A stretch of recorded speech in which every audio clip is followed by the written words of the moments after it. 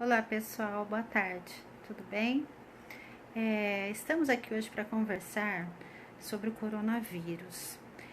E como eu tinha hoje uma entrevista para fazer com uma médica ginecologista, a doutora Elisa Simeone, ela é médica aqui do nosso hospital, Amaral Carvalho, ela é ginecologista e oncologista.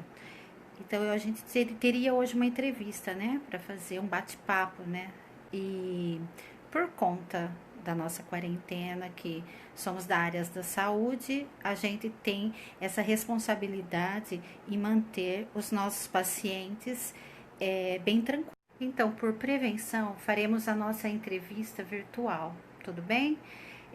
Depois eu colocarei lá no YouTube, no nosso canal Mulheres em Foco, e daí vocês vão lá, dá um joinha, curte, se inscreve, que cada semana, cada 2, 3 dias, eu estarei fazendo uma entrevista com um profissional da área da saúde e levando mais informações, né?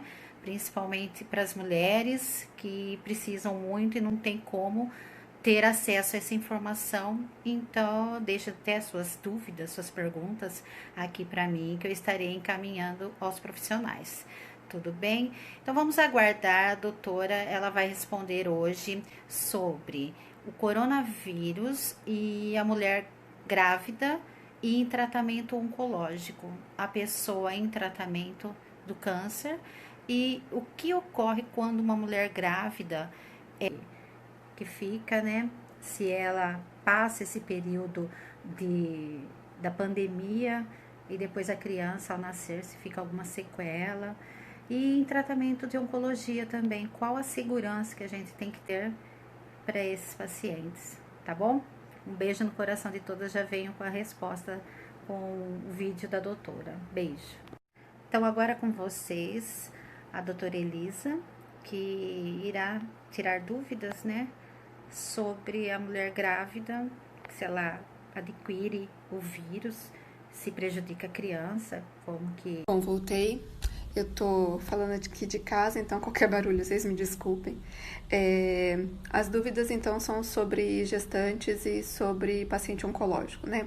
Primeiro, sobre gestante. A gente não tem ainda a confirmação, orientação de que há transmissão vertical, ou seja, da mãe para o feto, mas como é uma coisa recente, durante os partos, que é indicação obstétrica, se vai ser parto normal ou cesárea, a gente está tomando alguns certos cuidados, como clampear logo o cordão, entregar para higienizar o neném, o pediatra e a enfermeira, no caso, responsável. Não, a gente evita aí o contato pele a pele com a paciente, ainda mais se houver suspeita de gripe na paciente, né?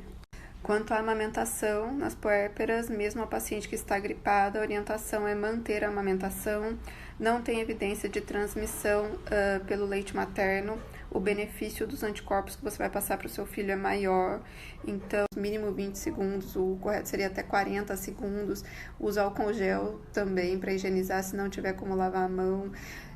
Lembrando que álcool gel, se a mão tiver com sujidade, poeira, não resolve, tá? Tem que lavar a mão mesmo, tá bom? Cuidados com as puérperas é pedir que as pessoas fiquem até 1 metro de distância dela e do nenê. É bom que a mãe e o nenê tenham o próprio quarto, não tenham contato com pessoas que ficam circulando fora. Sempre que for chegar perto da mãe e do nenê, por favor, lave as mãos. A única coisa é que, para as mães que estão inseguras em colocar o bebê no peito, pode fazer a amamentação do próprio leite, só que através de bomba extratora, né? Extrai o leite e depois dá pro nenê, tá? Para aglomeração, evitar ambiente fechado, as visitas hospitalares, se o paciente estiver internado, então as pessoas evitarem visitar, tá? Higienizar sempre as mãos, lembrar de não pôr a mão no rosto, não pôr a mão na boca, não aglomeração, evitar ambiente fechado, as visitas hospitalares, se o paciente estiver internado, então as pessoas evitarem visitar, tá?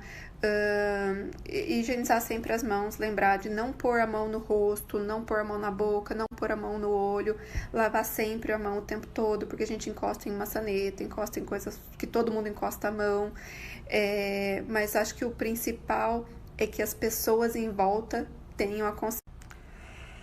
Quanto a paciente oncológico, os cuidados dos pacientes oncológicos são evitar qualquer pessoa, contato com qualquer pessoa que tenha sintoma gripal, evitar se elas tiveram contato com alguém gripado ou com alguém do exterior, tá? Não é para ter contato com você daí. É bom ter em volta pessoas só saudáveis e que mantenham a distância de segurança.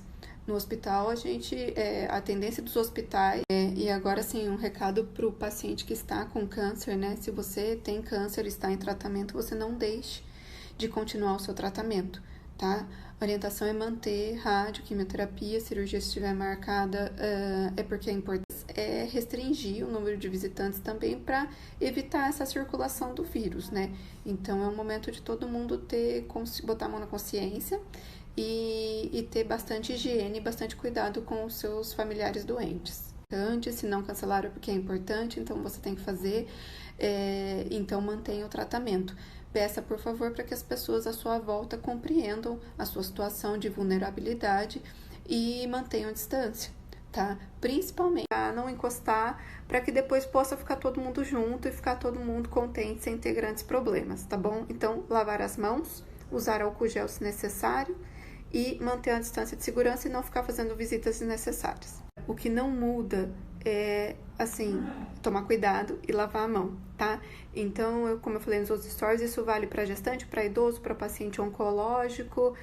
Gente, não é hora de visitar a avó, não é hora de visitar a tia, não é hora de não encostar, para que depois possa ficar todo mundo junto e ficar todo mundo contente sem ter grandes problemas, tá bom? Então, lavar as mãos, usar álcool gel se necessário e manter a distância de segurança e não ficar fazendo visitas desnecessárias. A última lembrança é que as coisas mudam o tempo todo, tá? Então, hoje é 20 de março, isso é o que a gente tem até agora. Talvez a gente tenha novidades, né? E a gente vai informando conforme a gente tiver. Agora, churrasco, sabe? Não é hora de ficar visitando quem teve neném na maternidade. O momento é de reclusão, tá? São algumas semanas que a gente vai ter que ficar aí mais quietinho em casa, sair só se necessário, não abraçar, não beijar.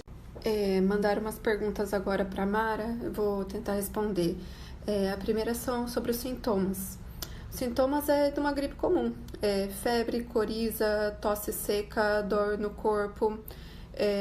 E daí, assim, os casos graves são os casos que entram em insuficiência respiratória, né? Que começa a ter muita falta de ar, começa a ficar desconfortável para respirar. Então, esses são os casos que acabam indo para internação. Essa é a primeira pergunta. Vou entender que a questão da curva que o ministro falou, né? Se a gente tiver uma contaminação lenta e tiver alguns casos graves aos poucos, ok, nós temos estrutura física para isso. Agora, a outra pergunta é se o Brasil está preparado, tanto em termos de pessoal, de equipamento, assim, a gente, apesar das nossas dificuldades, nós temos preparo porque já existe uma preparação de equipes que estão em respeitar o isolamento social e ficar todo mundo junto e começar a ter muitos casos graves de uma vez só, não vai dar conta, nenhum lugar vai dar conta, né? Pronto. Antes até disso, para eventuais desastres e epidemias e outros problemas. E a gente está acostumado a lidar com epidemias de outras doenças tão graves ou às vezes piores, né? Então, isso sim. Só que o que as pessoas...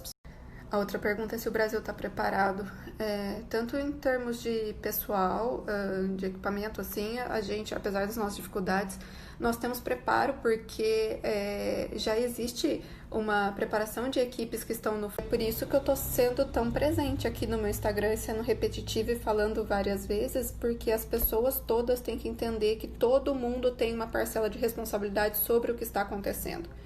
Então, o isolamento social é necessário para que a gente não tenha uma habilidade, cuidar das pessoas vulneráveis e respeitar o isolamento social, tá? De casos graves e para que a gente possa cuidar de todos os nossos casos graves, tá?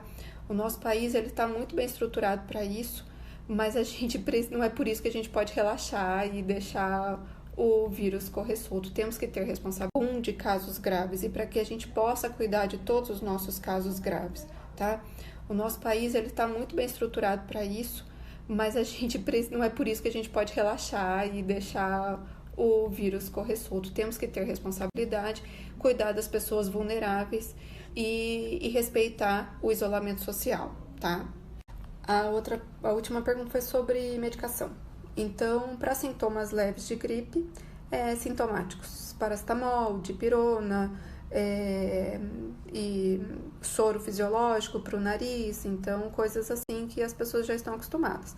Existe uma tendência nossa agora de pedir para evitar ibuprofeno, porque aparentemente teve desfechos mais graves pacientes que usaram ibuprofeno. Então a gente pede para vocês não usarem ibuprofeno se estiver com sintoma gripal. Quanto às outras medicações que estão saindo agora, são todas para uso hospitalar, mesmo que sendo medicação que tenha na farmácia, não sai correndo comprar, gente, porque isso é para uso hospitalar para os casos graves, tá? Eu até deixei uma story da doutora Ludmilla sobre a cloroquina, então, para melhores informações, vai lá, busca ali no meu story e acessa o vídeo do IGTV dela, tá bom? Gente, por enquanto é só. Vou finalizar por hoje. Se tiver perguntas que vocês mandarem para mim ou para Mara, aí a gente vai respondendo aos poucos, a gente vai atualizando, tá? Queria agradecer a oportunidade da Mara de poder falar, porque o objetivo aqui é conscientizar todo mundo e para todo mundo aí ficar bem e ficar saudável as próximas semanas, tá legal? Tchau, tchau.